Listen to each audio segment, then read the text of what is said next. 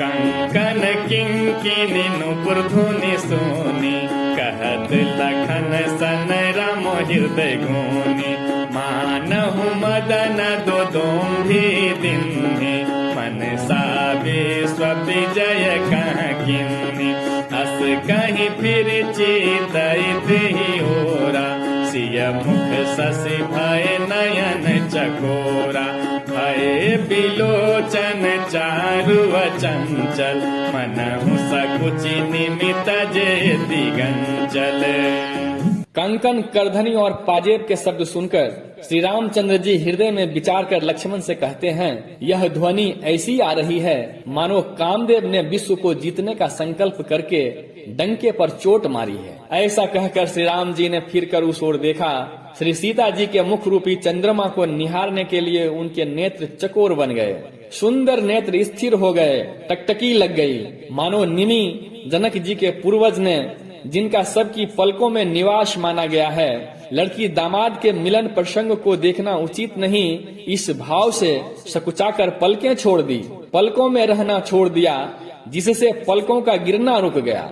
देखी सिय शोभा सुख पावा, हृदय सराहत बचनु नोयाबा।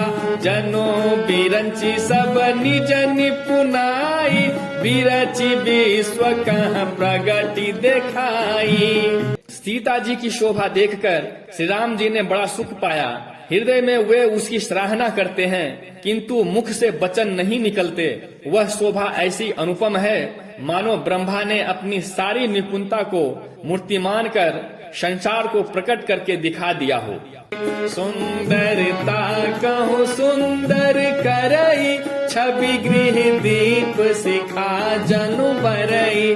सब उपमा कवि रहे जुठारी, केहि पट तरो विदेह कुमारी। सिय शोभा हिय बरनी प्रभु, आपनी दशा विचारी। बोले सुचि मन अनुज सन, वचन समय अनुहारी। मंगल भवन अमंगल हारी, प्रभु सुदशरथ अजिर बिहारी। मंगल भवन अमंगल हारी, प्रभु सुदशरथ अजिर बिहारी। वह सीता जी की शोभा सुंदरता को भी सुंदर करने वाली है। वह ऐसी मालूम होती है मानो सुंदरता रूपी घर में दीपक की लौ जल रही हो। अब तक सुंदरता रूपी भवन में अंधेरा था, वह भवन मानो सीता जी की सुंदरता रूपी दीप शिखा को पाकर जगमगा उठा है, पहले से भी अधिक सुंदर हो गया है। सारी उपमाओं को तो कवियों ने झूठा कर रखा है, मैं जनक नंदनी श्री सीता जी को किससे उपमा दूं।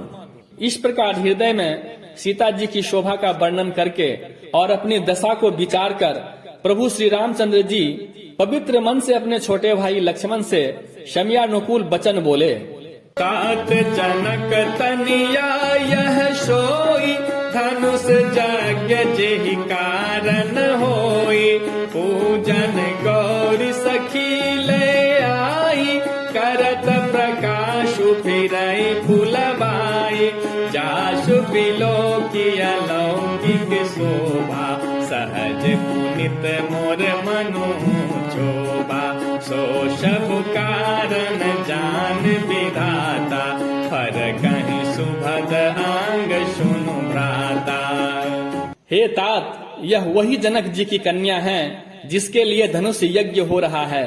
सखियां इसे गौरी पूजन के लिए ले आई हैं। यह फुलवाड़ी में प्रकाश करती हुई फिर रही हैं, जिसकी अलौकिक सुंदरता देखकर स्वभाव से ही पवित्र मेरा मन क्षुब्ध हो गया है। वह सब कारण तो विधाता जाने, किंतु हे भाई सुनो, मेरे मंगलदायक दाहिने अंग फड़क रहे हैं। रघुवंशिन कर सहज सुभाव, मनु को पंथ पगु धरई न काऊ। मोहियति से प्रतीति मन केरी, जहि सपने हो पर नारी नहेरी।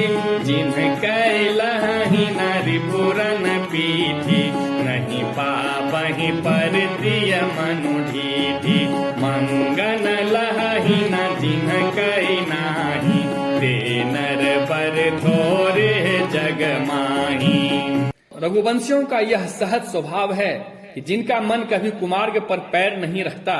मुझे तो अपने मन का अत्यंत ही विश्वास है कि जिसने स्वप्न में भी पराई स्त्री पर दृष्टि नहीं डाली है। रण में शत्रु जिनकी पीठ नहीं देख पाते, पराई स्त्रियां जिनके मन और दृष्टि को नहीं खींच पाती, और भिखारी जिनके यहाँ से खाली हाथ नहीं लौटते, ऐसे श्रेष्ठ पुरुष संसार में थोड़े हैं।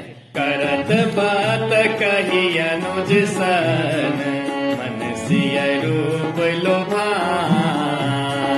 मुख सरोज मकरंद छवि, करई मधुपई बपा। मंगल भवन या मंगल हारी, प्रभु सुदशरथ अजिर बिहारी। मंगल भवन या मंगल हारी, प्रभु सुदशरथ अजिर बिहारी। यूं श्री राम जी छोटे भाई से बातें कर रहे हैं, पर मन सीता जी के रूप में लुभाया हुआ उनके मुख रूपी कमल के छवि रूप मकरंद रस को भौरे की तरह पी रहा है।